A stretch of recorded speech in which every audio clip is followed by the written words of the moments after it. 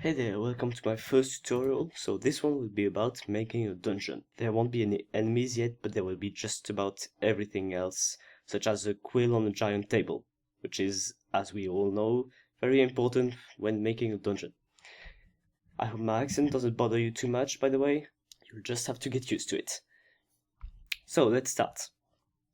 So if you open the creation kit, you first have to load the data. You must hit File and then Data. Then this window will show up. You must double click Skyrim and you can double click the update too if you want to. Not the DLCs, however. That will crash the creation kit. Unless you go through a certain procedure. I gave you a link in the description where everything is explained. If your mod is in the list, you can double click that too, and don't forget to set it as active file. The first thing we must do is make an interior cell. So for that, you must go in World Cells, and then you right click on the cell list and hit New. And you enter your cell ID. The ID will not be the actual name of the place, so you can just enter anything you want. One important thing when making interior cells is, I believe, the music, because it gives the atmosphere. So I would advise you to choose the right music for your dungeon. So then you have to go in the interior data tab, and in the name text box you have to enter the actual name of the place of your dungeon, that is. Then hit OK. So now you have to find your interior cell in order to edit it. It should be in the cell view window. So find your interior cell and double click it. The content of your cell is displayed in the top right corner window. So as you can see, it's empty. Of course, you just made it. So we need to put things in it, which seems quite logical. But first, you need to find those things. Let's make a Nordic rune, shall we? So for that, you have to go in the object window. There are several types of objects. You must go in world objects, then static, then dungeons, and then Nordic. Of course, if you want to make a Dwemer dungeon, you have to go in Dwemer. Everything that is about the actual building of the dungeon will be in world objects static. In the Nordic category, you have several different categories, like big halls, big rooms, bridges, catacombs, etc. So right now I'm in Hall SM category, and in this category you can find no, hall, small, one way, or one. So let's start with that. Click on that static object and drag it to the render window, and that's what you should have. But as you can see, that image is dark. It's actually black. That's because there's no light in your cell yet. So we can artificially put light in the creation kit so that you can see what you're doing. I will show you how to put real in-game lights later. So for now, just hit A, or the light button. Now you can see what you just put in your cell. So to change the position of that object, you can use E or Z to put it higher or lower. You can also hit W to change its rotation. For the camera movement in your render window, you have to use Shift. hold shift and move the mouse. That will move your camera. You can also use the scroll button of your mouse. To rotate the object, you can do it with the right mouse button or with W. So now let's put another one of these objects in your interior cell. That's what you should get. We want to connect these two objects together so as to have a whole. For that, well, they first they must be on the same level. They must not be one higher than the other one. So for that, you can double click these two objects. You should have those two windows.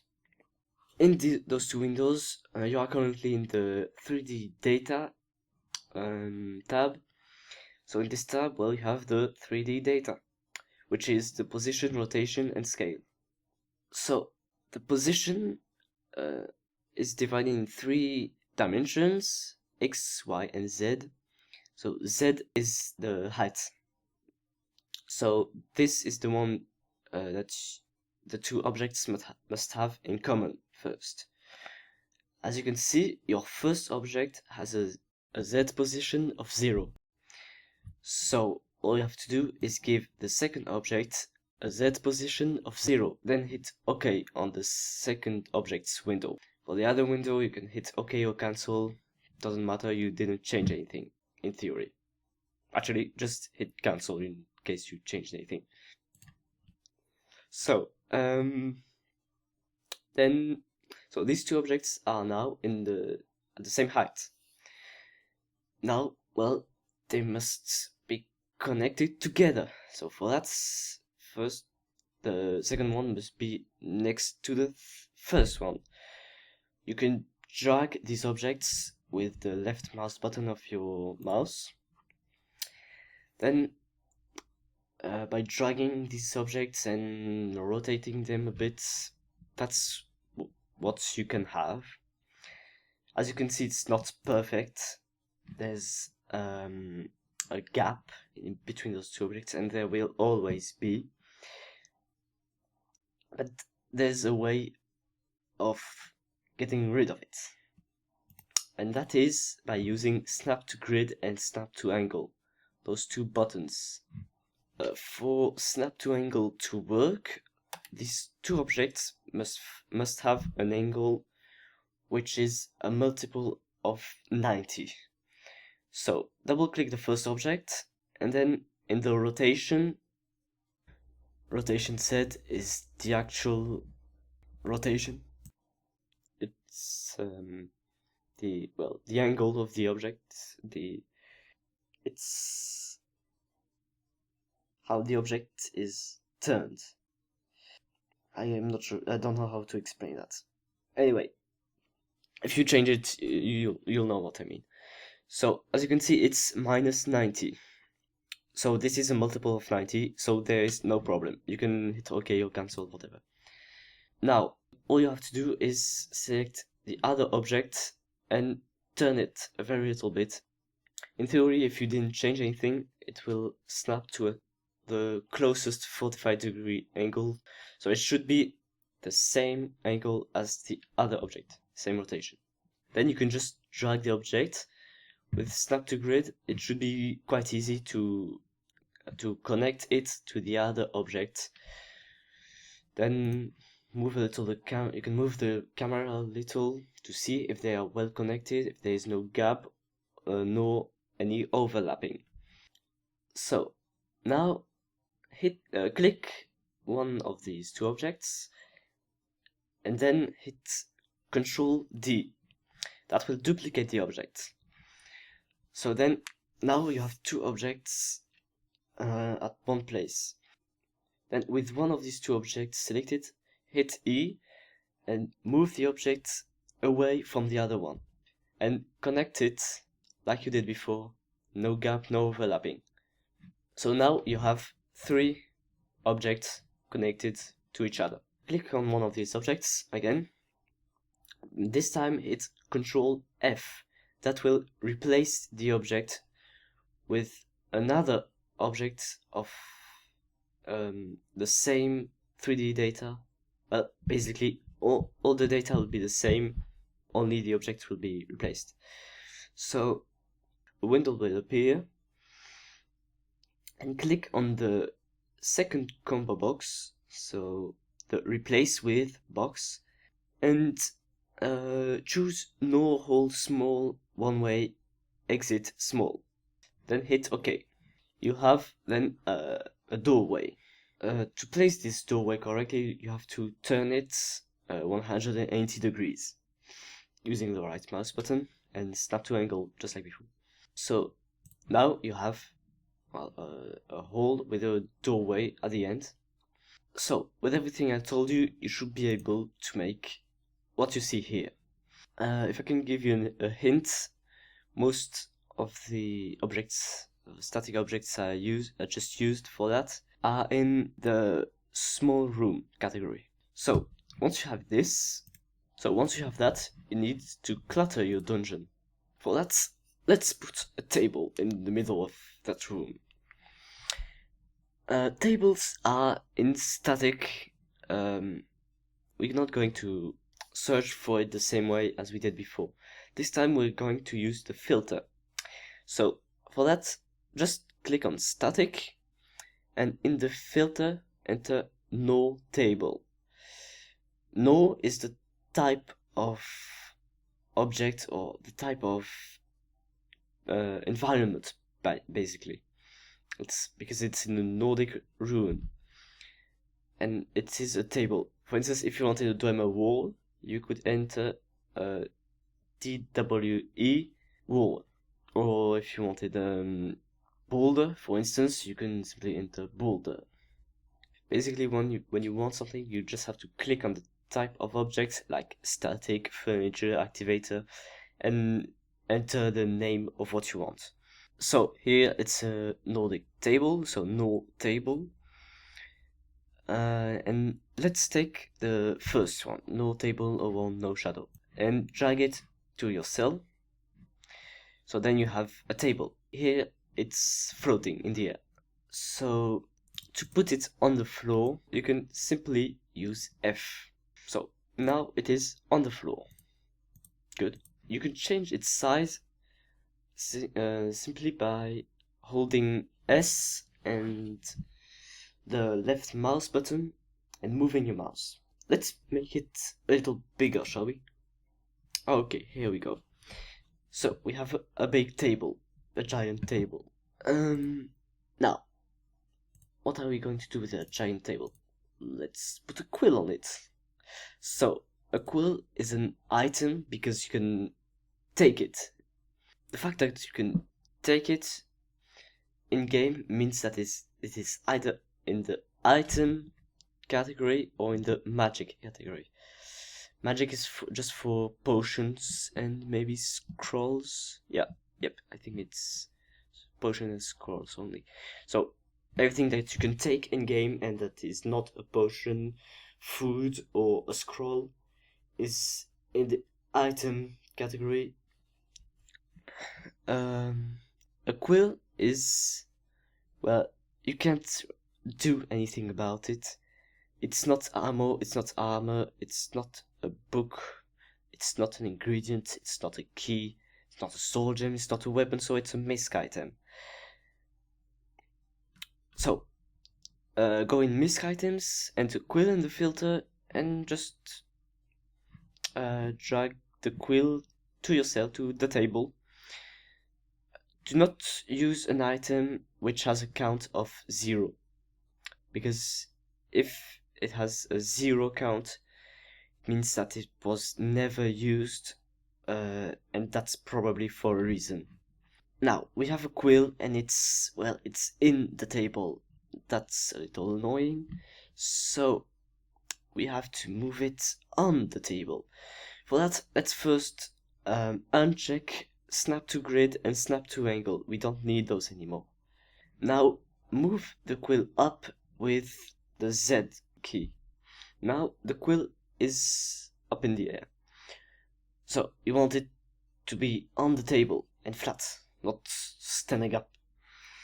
So for that you can use Havoc. Havoc will basically activate the game's physics in the creation kit, which means that objects will fall down and everything will happen as if it was in-game, except NPCs won't move. With Havoc, the quill falls down on the table. Only Havoc isn't perfect. As you can see, the quill is not actually on the table. There's 1 or 2 centimeters between it and the table. So, if you're like me and the quill just has to be on the table, you have to, well, move it on the table. For that, well, if you use Z, the quill will go back on the table, but in game it will go back up a little bit because that's what the physics of the game tells it to do. So you don't want the quill to answer these physical rules which make absolutely no sense. So for that you must double click it and then check the box Don't Havoc Settle. With that checked, the quill will not move anymore unless it is moved by an actor such as an enemy or the player. And now you can simply hit F and the quill will be on the table. So now you know about everything there is to know about cluttering with tables and items and things like that. So now let's take a closer look at what we call activators. So activators are traps, or they can also be doors or things like that. Not all doors are activators, however. So go to World Objects Activator, and then in the filter enter Bear Trap. Drag this into the doorway we made not long ago. So now you have a bear trap in the doorway. So bear traps don't need any activate parents. Bear traps act on their own, which means that when someone walks on them, they close and do damage. But they are still activators because they can be activated by the player or by another activator. So basically an activator is something that can be activated by an actor or another activator. So this was a very simple activator. Let's now look for trap mace still in activators and put a trap mace and put it in your dungeon on that piece of wood. Yeah, you know what I mean. So now that it is in place, well, this activator is not like the other one because it can only be activated by another activator. It will not act on its own. So, oh yeah, just one thing you have to do before you do anything else is hit the Havoc button because you don't want it to settle to Havoc. Otherwise the mace will just fall down. I don't know why. So, so make sure Havoc is unchecked. Then, still in activator, enter lever in the filter, find the null lever or one, and just put it anywhere you want. Doesn't really matter. So now you have a lever. This lever can activate the mace, and for that, go back to the mace in your render window, right click and new. Then you have this window pop-ups. You have to hit select reference in render window, but you must hit that only when you have the lever in your render window in, and if you don't, well, look for the lever first. Once it is in your render window, you can hit select reference in render window and then double click the lever.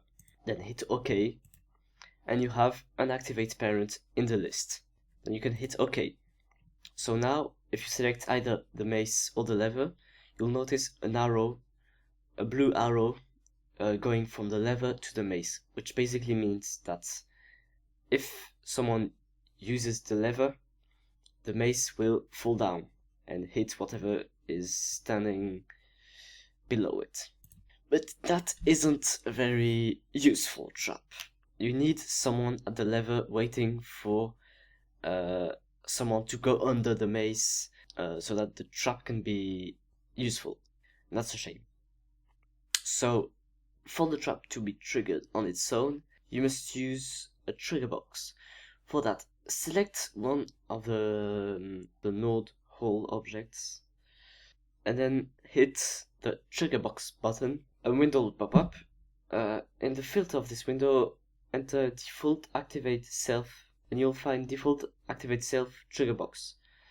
So that's a trigger box that activates itself when it is triggered, and a trigger box is triggered when something enters it.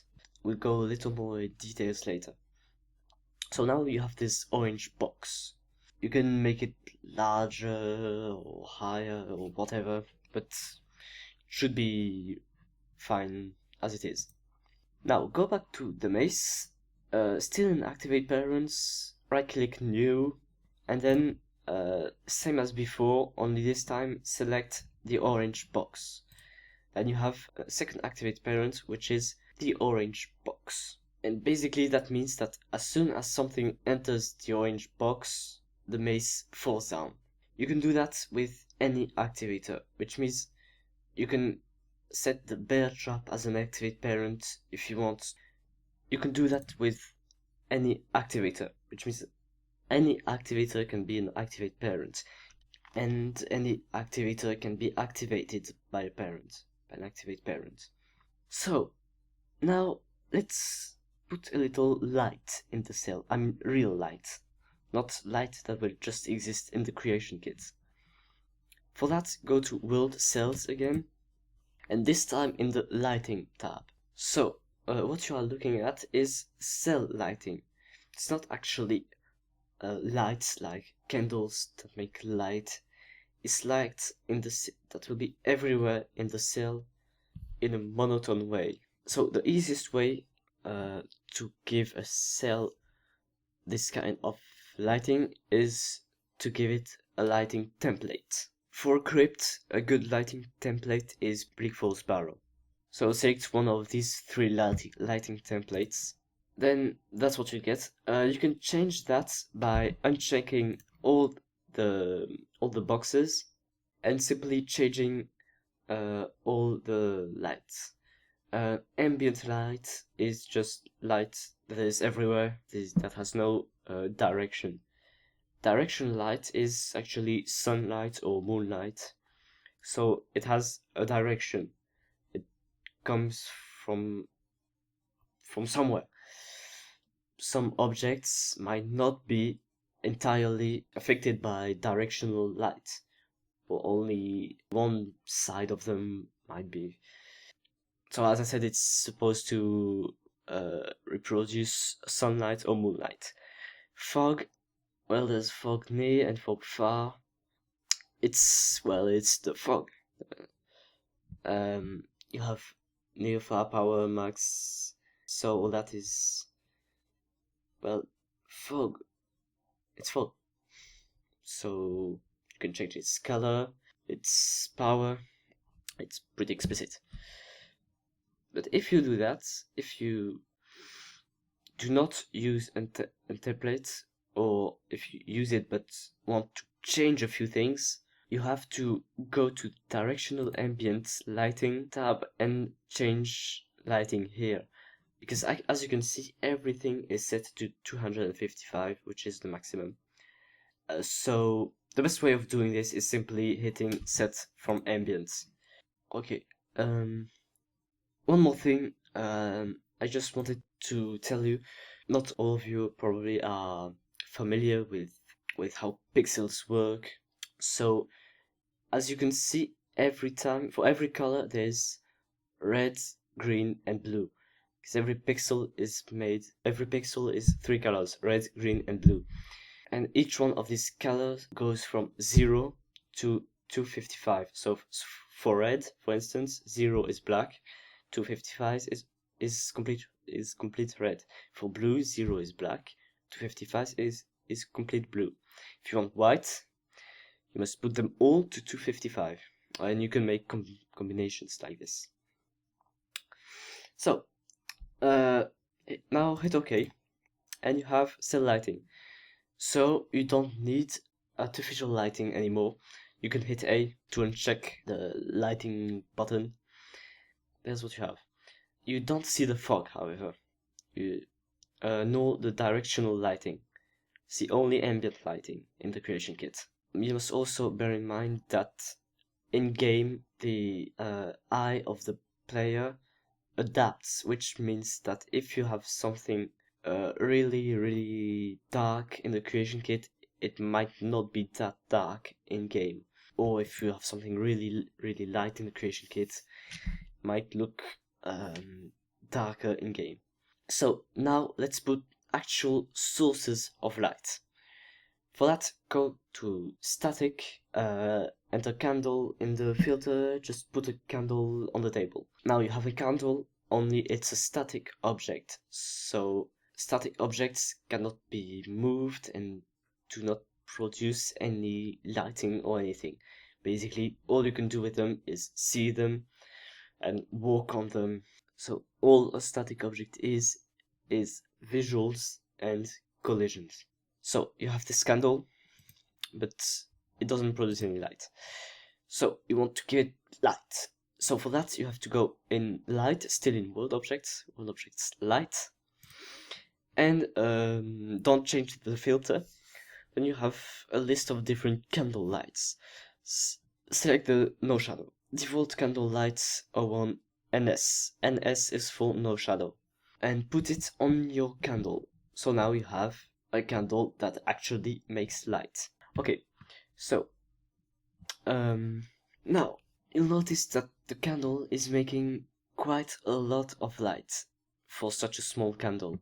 Lights have a size, just like any object, so you can change it the same way you change with the size of any object, so with the S key. But lights also have intensity that you can change by holding Ctrl, Alt, and S, and holding the left mouse button as well, and moving the mouse. So you can change those two things if you want.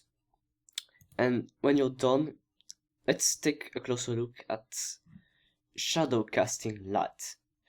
So now find default candle light 01. This light doesn't say NS, so it is shadow casting. It casts shadows. Shadow casting lights are very good because they cast shadows, which is much more realistic and on some occasions make better atmosphere. Only shadow casting light creates bugs because as you can see here, my shadow casting light is red. I don't know why it is like that, but now all my shadow casting lights appear red in the creation kit. Looks like a bug of the CK. But in theory, when a shadow casting light appears red, it means that it is not activated.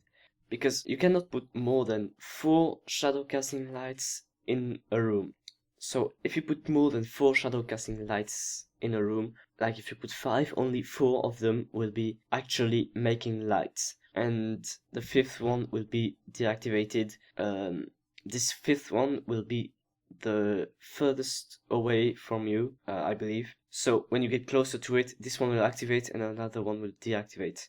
What you must remember is that you cannot put more than 4 shadow casting lights, and that doesn't include no shadow light, lights that doesn't cast any shadows. So be careful with shadow casting lights. But NS lights are not to be taken lightly either. And I'll explain why. Delete that shadow casting light. You can try playing with shadow casting lights if you want, but let's focus now on lighting in general, with lights in general. So put a no shadow light in your cell, and then right click on it or anything in the render window and hit render window properties. Go to the shadows tab and hit number of lights in debug. Now you see, in theory, if you deleted all the other lights, everything should be green or blue. Uncheck that checkbox and close the window, this little window, and now put like 8 shadow casting, 8 no shadow lights in the same place or very close to each other. Go back to the render window properties in shadows and check number of lights again. Now you'll notice that everything is red. That means when an object is marked red, it means that it has too many lights casting light on it. So this object in game will flicker. Uncheck that box, hit close. And now you know about everything there is to know about lights. So next thing is the nav meshing. So what is nav mesh? Nav mesh is some kind of way of telling the NPCs or enemies or creatures or whatever where they can go and where they can't go. So it's some kind of way of defining the different surfaces where they can walk, swim, or what surfaces are better for them to walk on.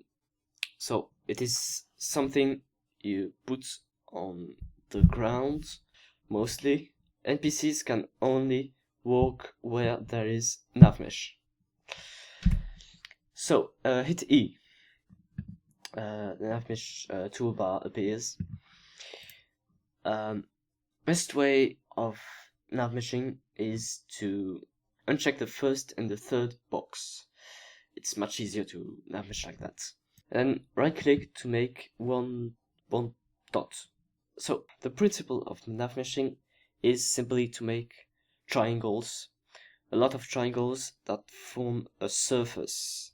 And this surface is the one that the NPCs can walk on. So for that, you have to hold Control and make other dots with right clicks to make triangles. You can also simply make 3 dots, select them all with Control or by holding the left mouse button, making a selection rectangle, and then hit A. A is the key you need to make a triangle. But the best way of nav meshing is simply to hold Control and then make a dot on the left, then on the right, then on the left, then on the right, etc. Or the other way around. If you want, you can start right and then left, right, whatever. And that way you can go really quickly, as you can see here. So nav meshes are like any other objects. You can select them, delete them with the delete key, and move them up with the Z key, and then down again on the floor with the F key, and you can drag them with the mouse too. So now you can nav mesh, basically. You can make nav mesh surfaces. Now go back to your table and put nav mesh on it to the edge. Then put nav mesh on the floor, but the nav mesh on the floor must not go under the table. It must go to the edge of the table, but not go under the table, because NPCs cannot walk under the table. They can only walk to the edge of the table. Now, let's say there's an NPC on the table. This NPC has to go down somehow. For that, you must tell it that it can go from the edge of the nav mesh that is on the table to the edge that is on the floor, on the table side. You must click on the third button of your nav mesh toolbar and then select the two edges that must be connected together so that the NPC can jump from one edge to the other. With these two edges selected, you must hit P. Then purple edges will appear. Those purple rectangles mean that the edges are connected, but that the NPC must jump from the upper edge to the down edge to go from one nav mesh surface to the other. So now there's something I didn't mention before, which is called furniture. Furniture is basically, it's like static objects, but that you can use, such as chairs or alchemy tables, things like that. Why am I mentioning this now? Well, simply because there is something you must do that is quite important with furniture when nav meshing. So go to World Object, Furniture, enter chair in the filter, take a chair, put it in your cell, then hit E. Now we have furniture. We have a chair. I'll come back on the nav mesh later. For now, let's make a door too. Replace the end of your hole with an exit end cap, just like the last replacement you did. And then go to doors. So doors are, well, they're doors, but player can activate them in order to open them or to teleport to its linked door. I'll go more in detail about doors in probably my latest tutorial. But of course you can search about it if you really want to make a dungeon quickly without making any quest or anything. So for now, let's just put a door. Let's say a node door, small. Of course, it has to be small in order to fit in the doorway. Don't forget to use snap to angle and snap to grid in order to put it correctly. So now we have a door at the end and a chair wherever you put it. Go back to navmesh now. Let's talk about automatic navmesh generation. So automatic generation is not meant to do all the navmesh work for you. It's just meant to help you. Everyone will tell you that, because it is very, very imperfect, as you'll notice later on. So hit the automatic generation button, the first interrogation mark button, then simply hit OK. So now we have navmesh everywhere in our cell. It is automatically generated. So we have navmesh on the table. Only, well, there will be no NPCs on the table, so there will be no way an NPC can walk on the table, because this navmesh is not connected to the other navmesh that is on the floor. As I did earlier, you can connect it with pink edges, but that is useless because these pink edges only allow an actor to go from the upper edge to the down edge. But here there will be no actor on the upper edge anyway, because there will be no actor on the table. So this navmesh is totally useless. And basically all navmesh that is not connected to the main navmesh surface, you can delete it. So to delete this navmesh here, I selected the first button of the navmesh toolbar and selected the two triangles, simply hit delete. Okay, so now you don't need to have the first button of the navmesh toolbar checked. You can uncheck it if you want. I find it much easier to navmesh with this button unchecked. So Now let's take a closer look at your chair. You see those three squares, those three blue squares. These are where the player or the actor must be in order to use the chair. Of course, the chair cannot be in the nav mesh because actors cannot walk through the chair, so the chair must not be in the nav mesh. In this case here, well, it isn't, so that's good.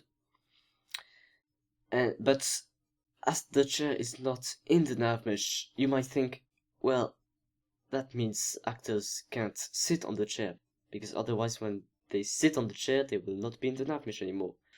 That is kind of right, but the actors don't really care, because when an actor uses the chair, it is forced to sit on the chair anyway. So what matters is how the actor is going to use the chair. Well, for the actor to use the chair, they must be in one of those three squares, which means that those three squares must all be in the nav mesh. In this case here, well, they are, so that's good. Now, the door. In order for actors, such as the player, not the player. The player doesn't care about nav mesh. The player can go anywhere, even when where there is no nav mesh. But for other actors to use the door, it must be in the nav mesh.